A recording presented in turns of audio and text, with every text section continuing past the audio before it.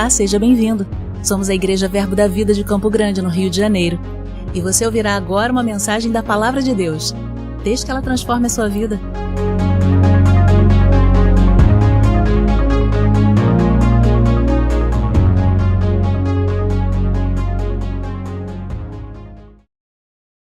Oh, glória!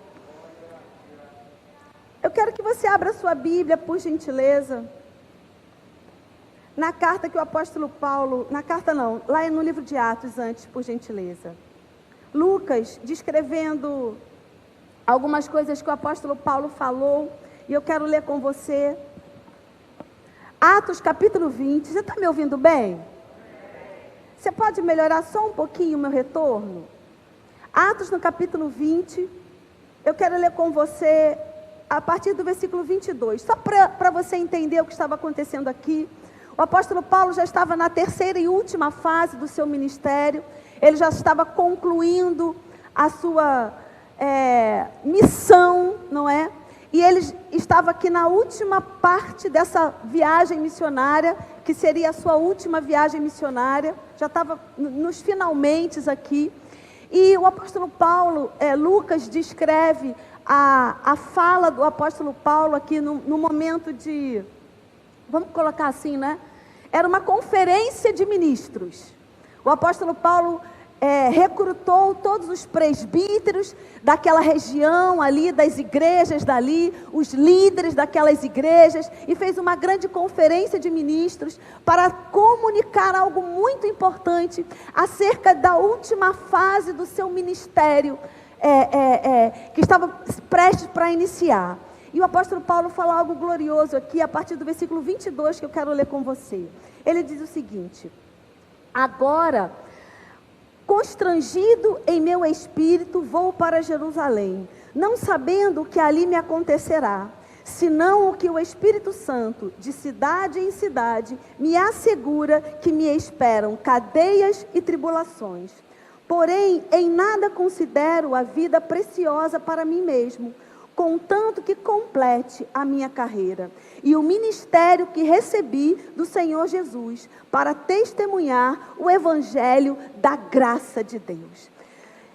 Sabe, queridos, nós aprendemos muito com o apóstolo Paulo nessa passagem. Ele estava sinalizando uma nova fase do seu ministério, uma nova estação do seu ministério que estava para iniciar.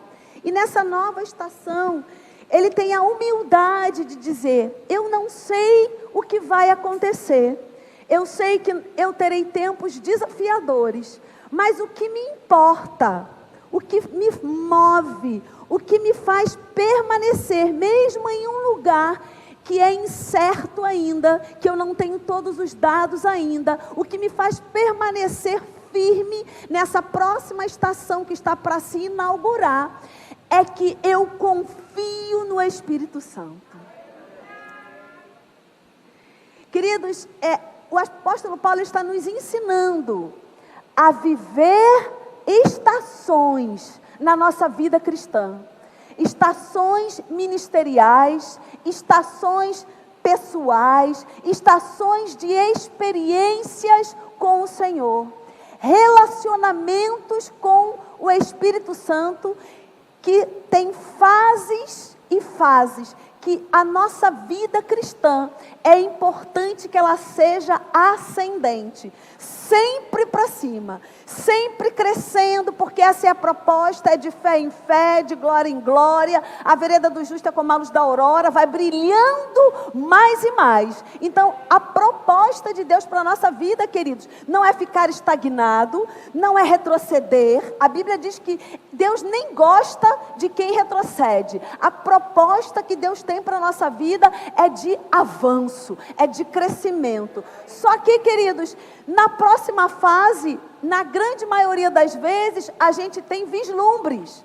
A gente não tem todos os dados. Mas o apóstolo Paulo está nos ensinando a confiar no Espírito. E sabe quem confia no Espírito? Quem tem relacionamento com Ele. Porque confiança está diretamente ligado a relacionamento. Quando nós não temos relacionamento, nós não geramos intimidade e nós não temos confiança. Então, o relacionamento vai trazer confiança. Amém, queridos? Então, você está pronto para entrar numa nova fase? Nós temos ouvido de muitos profetas, inclusive mestres, né? Porque eu brinco que quando os mestres começam a profetizar, é que Jeová está bradando na terra. Ele já bradou no céu e ele começa a bradar na terra, quando os mestres começam a profetizar. E mestres têm profetizado nessa casa. Então, queridos, é bom a gente ficar atento, né? Aquilo que o Senhor quer comunicar. E você já deve ter ouvido, seja pela boca dos apóstolos, seja pela doutrina dos apóstolos, seja pelos profetas, não é? Que estamos em uma fase nova. Tem no horizonte uma nova fase, como igreja local, mas também eu sei, queridos, que tem uma fase nova na sua vida, para inaugurar. E nessa fase nova, nós precisamos receber as instruções do Espírito. E como o apóstolo Paulo falou, eu não sei muito bem como vai ser. Sei que vou ter desafios, mas eu estou com a expectativa no Espírito Santo. Expectativa de cumprir naquele lugar, nessa nova fase, nessa nova etapa, tudo aquilo que eu fui comissionado para fazer pelo Senhor. Amém? Você está pronto para receber instruções hoje, que vão pavimentar, que vão servir como uma baliza para você entrar na nova fase de forma segura, confiante, preparado. Porque, queridos, cada fase, ela vai requerer de nós aprimoramento, aperfeiçoamento. Não é assim? Quem gosta de jogar videogame? Eu não sei jogar videogame. Mas aí quem gosta de jogar videogame, sabe que você tem que acumular pontos numa fase anterior, para que você possa passar para outra fase. Não é assim? Não é? Sim ou não? Você está aqui. Gente, eu sou uma pessoa que gosta de receber feedback.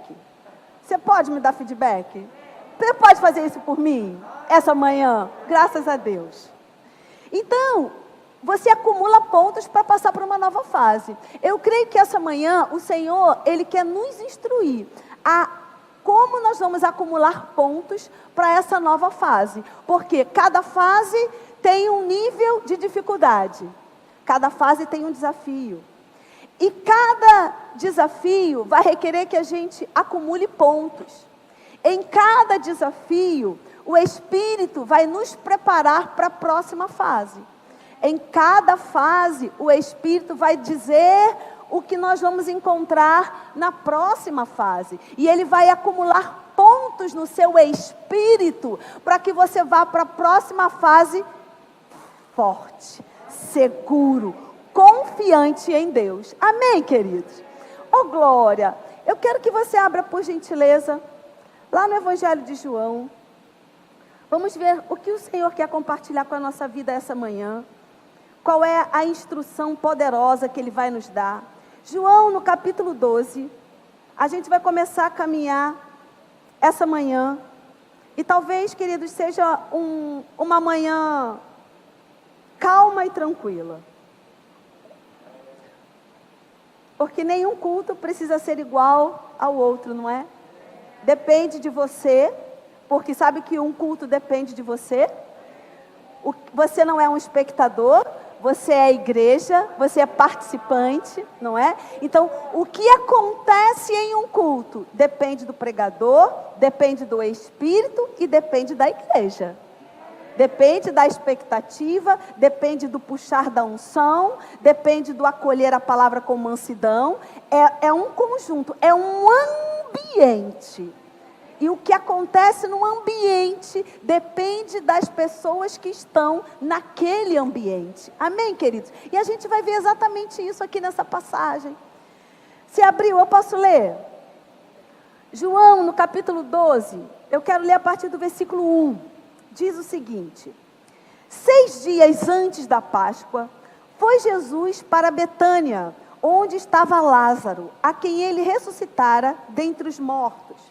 Deram-lhe, pois, ali uma ceia. Marta servia, sendo Lázaro um dos que estavam com ele à mesa. Então Maria, tomando uma libra de bálsamo de nardo puro, muito precioso, ungiu os pés de Jesus e os enxugou com os seus cabelos. E encheu-se toda a casa com o perfume do bálsamo. Mas Judas Iscariotes, um dos seus discípulos, o que estava para traí-lo, disse: por que não se vendeu este perfume por 300 denários e não se deu aos pobres?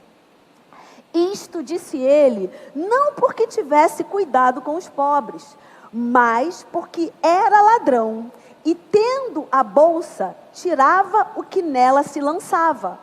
Jesus, entretanto, disse: deixa que ela guarde isso para o dia em que me embalsamarem, porque os pobres sempre os tende convosco, mas a mim nem sempre me tendes. Queridos, nós temos uma passagem bíblica riquíssima. E essa manhã nós vamos analisar os personagens que estão nessa passagem. Havia uma mesa de comunhão, e hoje nós estamos diante de uma mesa de comunhão. E é importante você entender que a ceia, na época de Jesus, era um pouco diferente da ceia que celebramos hoje. Ela era celebrada de uma outra forma, realmente era uma mesa de comida, não é? Eles se sentavam à mesa e eles faziam uma festa, era algo de muitas pessoas, muita comida, e ali era um momento de comunhão. E Jesus diz que nós devemos ter esse momento em memória dele, para trazer à lembrança aquilo que ele fez. É claro que logisticamente, a gente não tem como fazer esse tipo de ceia na igreja hoje. E por isso que nós simbolizamos aquela ceia com elementos que trazem à lembrança aquilo que era feito naquela época. Então a gente tem o suco de uva, a gente tem o pãozinho, né, que você vai ganhar daqui a pouco, trazendo à lembrança um simbolismo, elementos que simbolizam algo, que simboliza a morte e a ressurreição de Cristo. Mas aqui a ceia estava posta, a mesa estava posta. E nesse ambiente de mesa posta, nós temos 4 personagens importantes demais, que a gente vai analisar essa manhã, para a gente poder entender aquilo que Deus quer comunicar ao nosso coração. O primeiro personagem que eu quero lembrar a você que estava nesse lugar é Lázaro. Quando nós olhamos o capítulo anterior de João 11, nós vamos participar de um momento extremamente milagroso na vida de Lázaro. A Bíblia diz, queridos, que Lázaro havia morrido, e Lázaro foi sepultado, e Lázaro já estava em um processo de decomposição. A Bíblia diz que ele já estava lá 4 dias, e quando Jesus chega para ressuscitá-lo, Marta diz para Jesus: já está cheirando mal. Então a carne já estava apodrecendo, e carne podre, querido, cheira mal, exala um odor. Agora olha que coisa interessante, Lázaro já estava morto, mas Lázaro teve um encontro com Jesus. E nesse encontro com Jesus, a Bíblia diz que Lázaro ressuscitou. E olha que coisa espiritual demais, queridos. Eu e você estávamos mortos em nossos delitos e pecados. É o que o apóstolo Paulo diz lá em Efésios. Nós tivemos um encontro com Jesus e nós ressuscitamos. E aquilo que cheirava mal, agora não cheira mais. A Bíblia diz que a partir do momento que nós tivemos um encontro com Jesus, nós passamos a exalar o bom perfume de Cristo. Você não cheira mal, você agora exala o bom perfume de Cristo. E sabe, queridos, que coisa extraordinária, aquele que estava sepultado, aquele que estava numa gruta, porque os sepulcros naquela época eram cavernas escuras, úmidas. A Bíblia diz que Lázaro estava todo enrolado em lençóis vendado, então Lázaro não tinha mais como ver, Lázaro estava imobilizado, mas a Bíblia diz que quando Lázaro ressuscita, ele consegue encontrar a saída do sepulcro, mas ele não estava vendo, porque ele estava vendado. O que faz Lázaro encontrar o caminho para sair do sepulcro? Uma vez que ele entrou naquele sepulcro morto, e ele ressuscita, ele está vendado, mas ele acha a saída do sepulcro. Ele ouviu a voz do mestre. Jesus disse: Lázaro, venha para fora. E Lázaro, sobre a palavra de Jesus, sobre o som da voz de Jesus, ele acha a saída. E sabe, queridos, no capítulo seguinte, esse homem que estava morto, cheirando mal, trancado em um sepulcro, imobilizado, cego, ele está sentado à mesa da comunhão. Ele foi colocado em lugar de honra. Amado, o Senhor te coloca em lugar de honra. Ainda que você tenha tido um passado horroroso, ainda que você esteja cheirando mal, com o encontro com Jesus, você vai passar a cheirar bem e vai sentar à mesa da comunhão. E o Senhor te coloca em lugar de honra. E sabe o que é interessante, queridos? Que Betânia é um lugar tão no coração de Jesus, que a Bíblia diz que quando Jesus ascende aos céus, ele reúne os seus discípulos aonde? Em Betânia. Interessante, porque Jerusalém era a cidade principal.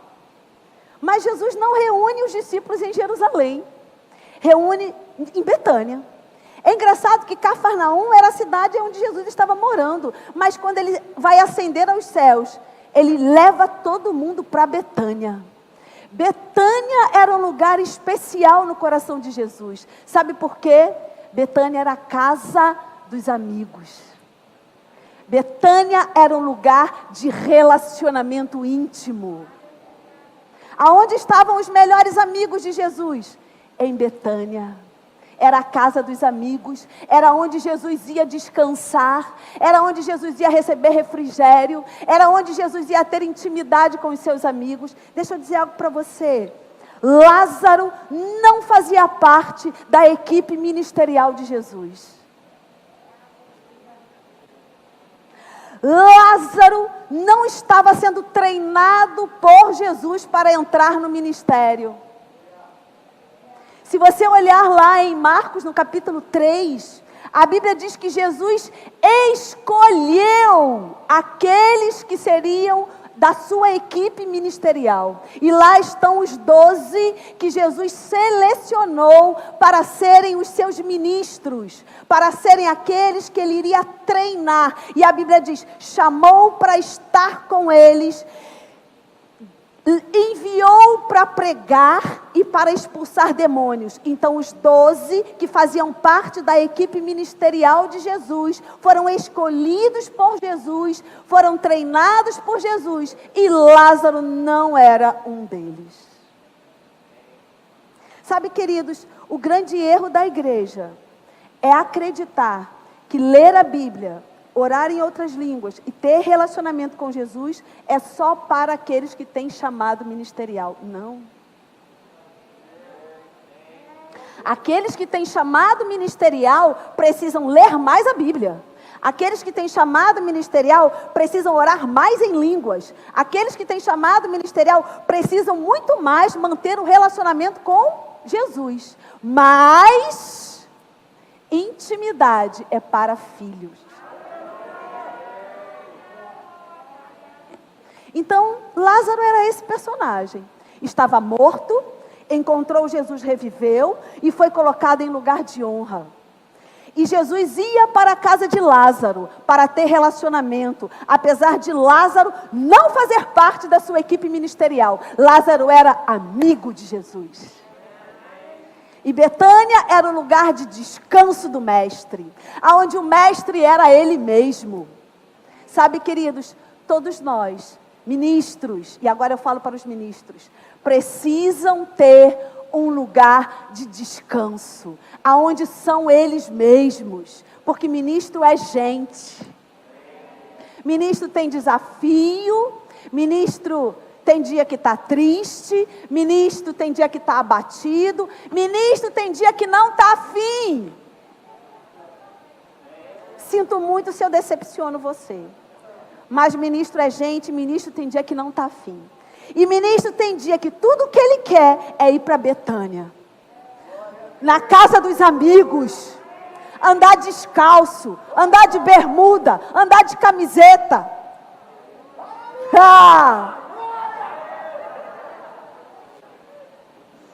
Jesus ia para Betânia, amado, e você me permite, não é brincadeira, não tome isso como heresia, mas em Betânia Jesus era ele mesmo.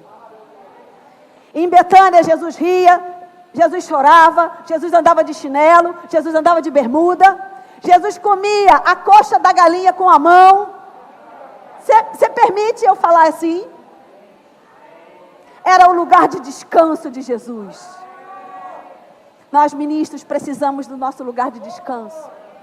E se você por um acaso estiver na casa de Lázaro, quando o ministro chegar e ele comer a galinha com a mão, não se escandaliza. Tenha maturidade para entender que ele está na casa dos amigos. Amém? Vamos ver um outro personagem desse ambiente maravilhoso. Amado, eu creio em nome de Jesus que o Espírito Santo vai levar você para dentro desse ambiente. Um outro personagem que eu quero tratar com você é Marta. E sabe, queridos, como nós pensamos mal de Marta? Mas eu creio que essa manhã o ensino vai abrir o entendimento e você não vai pensar mais mal de Marta como você pensava, se você pensava. Eu quero que você vá, por gentileza, só guarda isso aqui. Versículo 2 diz que Marta servia. Não está dizendo assim na sua Bíblia? Beleza. Vamos para Lucas, por favor. Lucas, no capítulo 10. A partir do versículo 38. É uma passagem muito conhecida. Diz o seguinte, eu posso ler? Você achou? Indo eles de caminho, entrou Jesus num povoado, e certa mulher, chamada Marta, hospedou na sua casa. Tinha ela uma irmã, chamada Maria, e esta quedava-se assentada aos pés de Jesus, a ouvir-lhe os ensinamentos. Marta agitava-se de um lado para o outro, ocupada com muitos serviços. Então, se aproximou de Jesus e disse: Senhor, não te importas que minha irmã tenha deixado que eu fique a servir sozinha? Ordena-lhe, pois, que venha ajudar-me. Respondeu-lhe o Senhor: Marta, Marta, andas inquieta e te preocupas com muitas coisas. Entretanto, pouco é necessário, ou mesmo só uma coisa. Maria, pois, escolheu a boa parte, e esta não lhe será tirada. Sabe, queridos, às vezes, sem prestar muita atenção no texto, a gente tem um ensinamento errado, que na verdade Jesus chamou a atenção de Marta, porque Marta estava servindo. Mas pensa comigo, em Lucas, aí onde você acabou de ler, Marta estava servindo e Jesus chama a atenção dela. Mas nós lemos em João 12, que esta mesma Marta estava no mesmo lugar, na sua casa, como em Lucas. A mesma Marta, no mesmo ambiente, fazendo a mesma coisa. Porque em João, diz lá, João 12, no capítulo 12, no versículo 2, nós lemos, diz lá, Marta servia. E Jesus não chama a atenção dela em João capítulo 12. O que tem de diferente? Em Lucas 10, Marta servia. Com João 12, Marta servia. Pensa aí, o que você acha que tem de diferente? Se Marta estava servindo do mesmo jeito. Sabe o que tem de diferente, queridos? Em Lucas de João é que em Lucas, Marta servia murmurando. Todo o serviço de Marta perdeu o seu valor, porque Marta estava servindo em Lucas 10, mas Marta estava murmurando.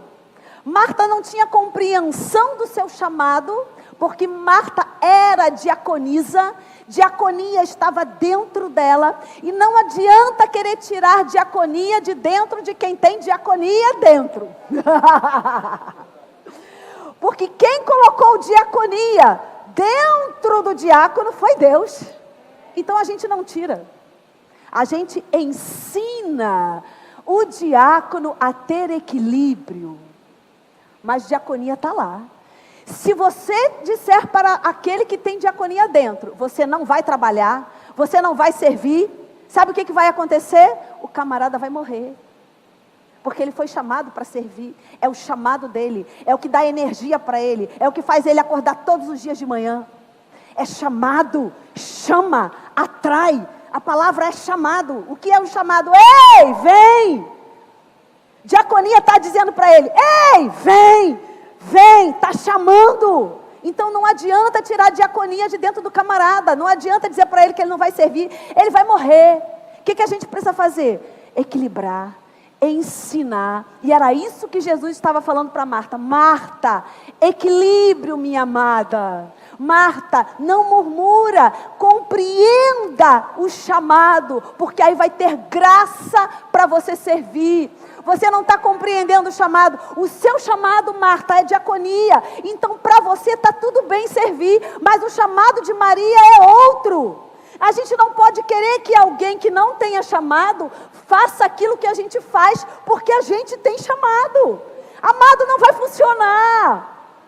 Deus ungiu a cada um e deu dons e talentos a cada um. E está tudo bem, essa é a beleza do corpo. É a multiforme graça do Senhor, são as muitas cores da graça. Ninguém é amarelo. Tem amarelo, tem vermelho, tem branco, tem azul, graças a Deus. Ia ser muito chato todo mundo amarelo. Eu sou amarela, né? Desde criança minha mãe dizia amarelona. Você entende?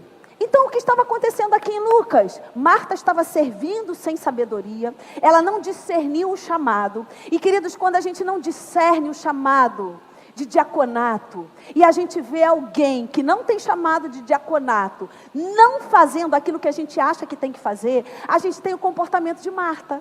A gente fica assim, fulano não faz nada, fulano não me ajuda, eu estou aqui limpando a igreja, fulano chega e não faz nada. Ei, mas será que fulano foi chamado para limpar a igreja? Pode ser que fulano tenha sido chamado para trabalhar no multimídia, por exemplo. E graças a Deus por eles.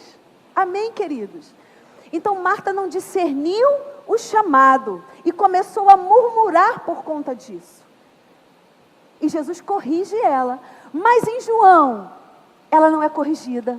Por quê? Porque agora ela está servindo com graça, ela entendeu o chamado, ela está servindo com alegria. A Bíblia diz que Marta servia, mas a Bíblia não diz que Jesus chamou a atenção dela. Agora ela entendeu, ei, eu sou chamado para a diaconia, a minha irmã é chamada para outra coisa, Lázaro é chamado para outra coisa, Maria é chamada para outra coisa, Marcela é chamada para outra coisa, Ludmila é chamada para outra coisa. Você entende, querido? Agora, é importante ter equilíbrio. Por quê? Apesar de Marta ser diaconia, Marta está servindo e isso ser a razão da vida dela, ela só vai conseguir fazer com excelência e com graça se ela mantiver o relacionamento. Não é porque, aí é a outra vala do desequilíbrio. É estar o tempo todo no serviço e abandonar a fonte. Amado, quando a gente abandona a fonte, a gente não tem energia para servir. Então, o meu chamado é diaconato, eu vou servir com alegria, sem murmuração, eu vou entender que eu sou chamada para isso, mas eu jamais vou abandonar a minha fonte, o relacionamento com o Senhor. Amém? Vamos ver mais um personagem aqui.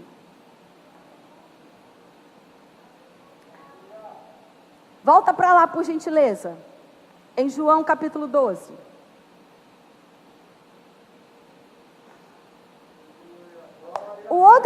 personagem aqui é Maria.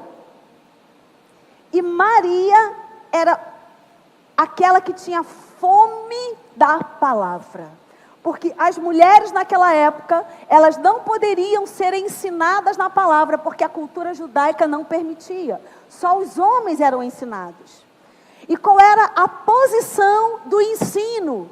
Era o mestre se sentava no banquinho e o discípulo, homem, sentava no tapete. Por isso que a Bíblia diz que Paulo foi ensinado aos pés de Gamaliel. Porque o rabino sentava no banquinho e os discípulos sentavam no tapete. E ali era ensinado a doutrina. Então, quando Marta está aos pés de Jesus, e Jesus permite que Maria fique, e Jesus permite que Maria fique, Jesus está mandando uma nota. Para mim e para você. Ele está dizendo, ei, mulheres também podem ser ensinadas na palavra. Mulheres também são poderosas em Deus. Mulheres também são carregadoras da mesma graça. Amém, queridos? Maria estava ali porque ela amava a palavra. Tanto em Lucas como em João, ela está na mesma posição, aos pés de Jesus. E quando Maria recebe a palavra, o coração dela se enche de gratidão. Esse deve ser o nosso coração, querido. A palavra não deve ser comum na nossa vida. Receber a palavra não deve ser um momento comum e ordinário, mas receber a palavra deve ser sempre um momento extraordinário na nossa vida. E o nosso coração tem que estar o tempo todo cheio de gratidão em receber o ensino, o estudo, o poder da palavra. Amém? E o que Maria estava dizendo? Eu estou tão grata. O meu coração está tão apaixonado por Jesus, que eu vou dar o meu melhor para Ele. Amado, relacionamento com o Mestre. Maria entendeu que ela precisava de um nível de relacionamento com o Mestre, que não era um nível de relacionamento comum, mas deveria ser um nível de relacionamento extraordinário. Amém? Eu quero ler mais um personagem com você dessa história, que se chama Judas.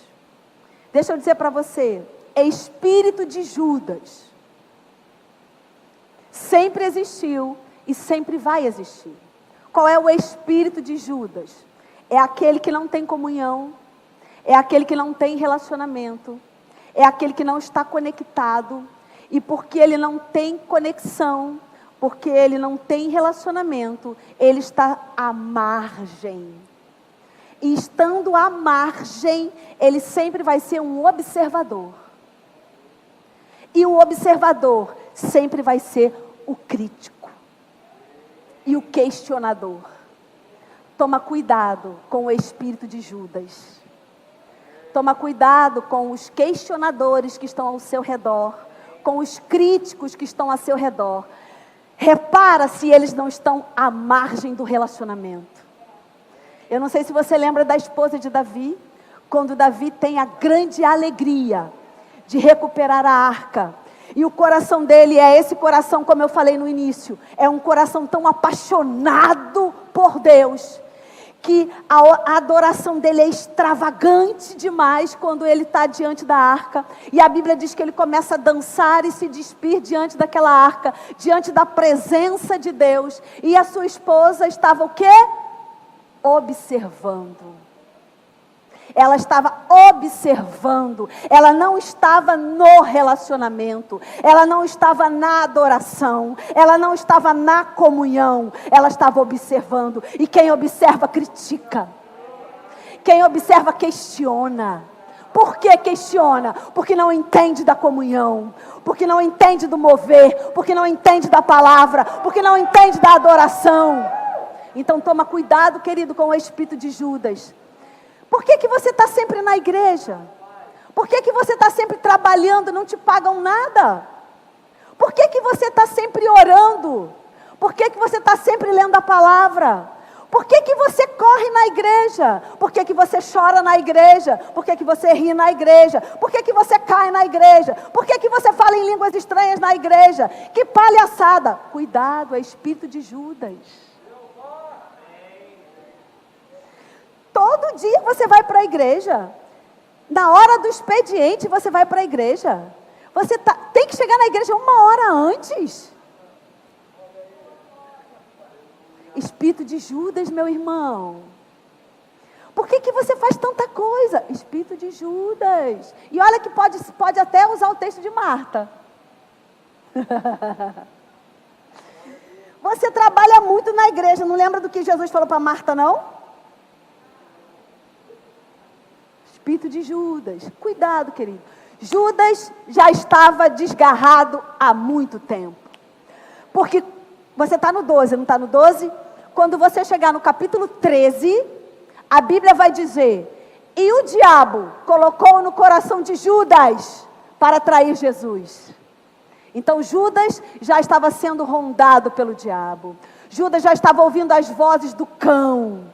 Judas já estava contaminado com o espírito de rebelião. Judas já estava contaminado com a fala do diabo. Por isso que ele não reconheceu o que estava acontecendo naquele ambiente. Cuidado, queridos, com o espírito de Judas. Existe até hoje. Toma cuidado com isso, amém? E, queridos, falar do ambiente. A Bíblia diz que quando Maria quebra o vaso, e daquele vaso sai um unguento perfumado, a Bíblia diz que o cheiro daquela adoração, o cheiro daquela rendição, o cheiro daquela gratidão, porque deixa eu te dizer, adoração tem cheiro, rendição tem cheiro. Porque se você tem uma vida rendida aos pés de Jesus, as pessoas vão sentir o cheiro em você. Se você tem uma vida de adoração, uma vida de santificação, as pessoas vão sentir esse cheiro em você. Quando Maria quebra o vaso, a Bíblia diz que o ambiente ficou impregnado daquele perfume. Queridos, a gente pode falar de um perfume natural, mas a gente pode falar de um perfume espiritual. Um perfume de adoração que vai impregnar o ambiente e vai mudar o curso da história.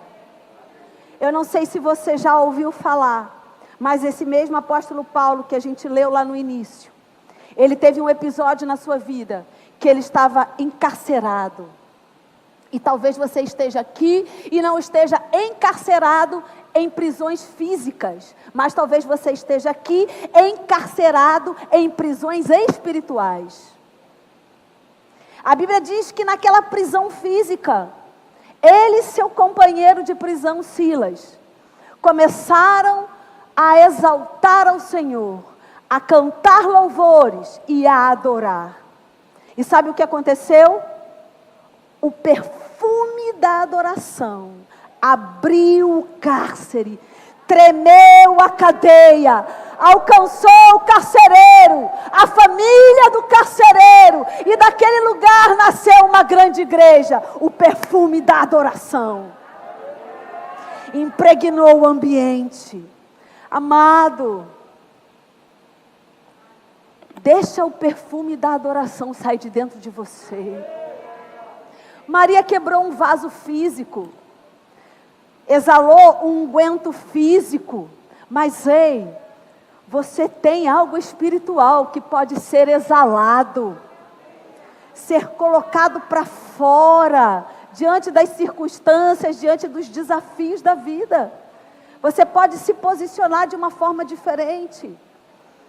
Sabe, queridos, personagens ao redor de uma mesa.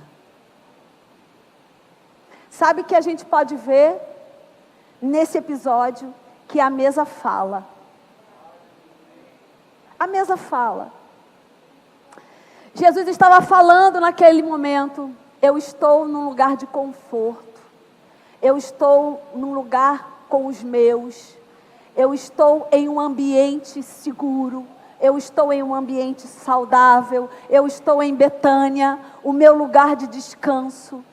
Sabe, queridos, que você pode se sentar à mesa e usufruir desse ambiente de descanso, desse ambiente de refrigério, desse ambiente de paz, desse ambiente de intimidade. Jesus estava usufruindo desse ambiente. Jesus estava usufruindo do ambiente de intimidade com os seus amigos. Lázaro, Marta e Maria eram amigos de Jesus. Ele estava na casa dos seus amigos. Ele estava sendo gente. Ele não estava sendo o Messias, o libertador, o prometido, não. Ele estava sendo Jesus, filho de Maria, filho de José, irmão de Tiago, irmão de Judas. Ele estava sendo Jesus, o menino que cresceu, que tem amigos, que senta na mesa com os amigos, que joga conversa fora, por assim dizer, com os amigos. Era esse ambiente que Jesus estava. E nem por isso deixou de ser um ambiente santo, sagrado. E a gente precisa entender, queridos, que religiosidade também é um espírito maligno. Jesus estava em um ambiente saudável, mas não era um ambiente religioso. Era um ambiente de intimidade, um ambiente de relacionamento.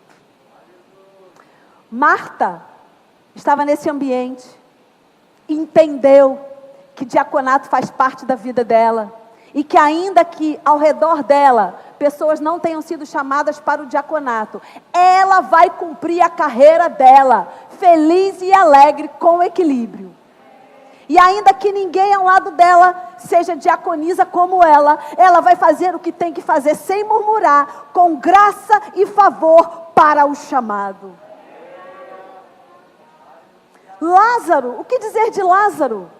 Totalmente restaurado, vivo, ceando com Jesus. Aquele que estava morto, que fedia, aquele que estava acorrentado por lençóis, presos, amordaçado, cego, agora estava ali na mesa da comunhão, em lugar de honra, porque a Bíblia diz que Lázaro estava sentado à mesa.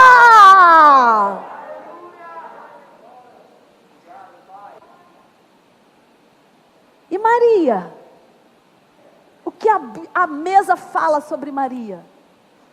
A mesa fala de gratidão. A mesa fala de não tenho o que dar, meu Deus, o que eu vou dar? Eu vou dar o que eu tenho de mais precioso. Quanto custa? Não me interessa. Não me interessa quanto custa.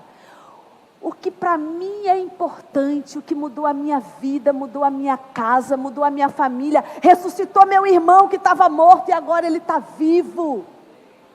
O que eu tenho para dar, nada que eu possa dar, vai pagar aquilo que Ele me deu. O que daremos nós ao Senhor, querido, para pagar o que Ele nos deu? Amado, não temos como fazer isso. Mas podemos sim ter um coração tão grato, como Maria, um coração tão grato, que ela não viu nada mais precioso na vida dela. Não importa mais o que eu tenho fisicamente. Sabe por quê, queridos? Porque vai ficar aqui. Amo a minha casa. A minha casa foi um milagre. Eu comprei a minha casa debaixo de uma palavra de Deus. Um milagre. Amo a minha casa. Vou cuidar da minha casa com toda excelência. Mas eu vou para uma casa muito melhor. A nova Jerusalém vai descer do céu. Meu carro não é tão novo assim. Já é jovem há mais tempo. Mas eu amo meu carro. Foi Deus que me deu o meu carro. Eu ganhei o meu carro do Senhor. Ele me deu o meu carro. Usou homens. Claro que Deus usa homens. Mas Ele é a fonte. Mas meu carro, por mais que eu ame, ele vai ficar aqui. E está tudo bem, eu vou andar em carruagem de fogo.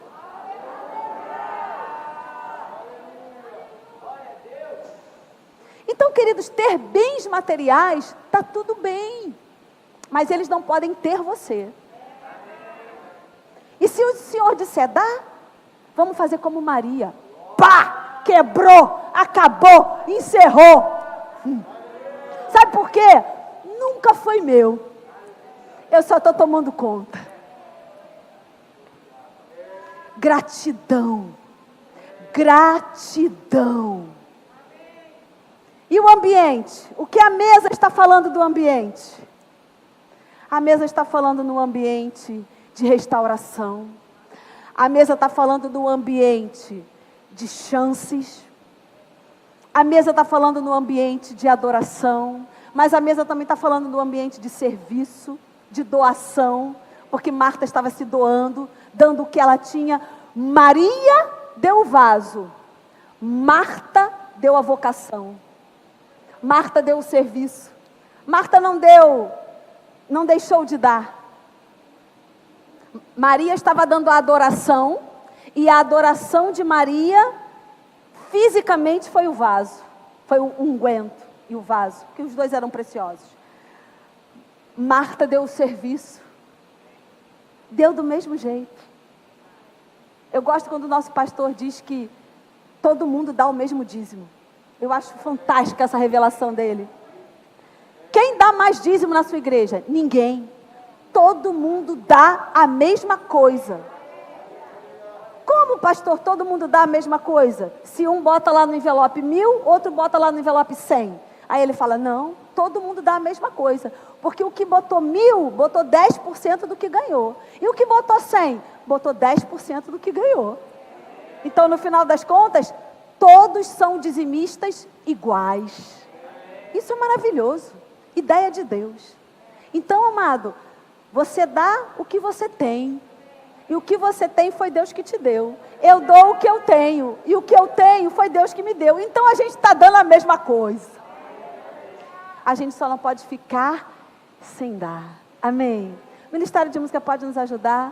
O que você vai ofertar hoje ao Senhor? A mesa falou com você essa manhã?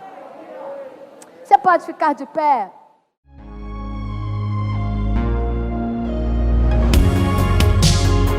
Ouça outras ministrações em nosso site verbodavida.com/Campo Grande RJ. Nos acompanhe também em nossas redes sociais, Facebook, Instagram e YouTube. Seja abençoado na prática dessa palavra.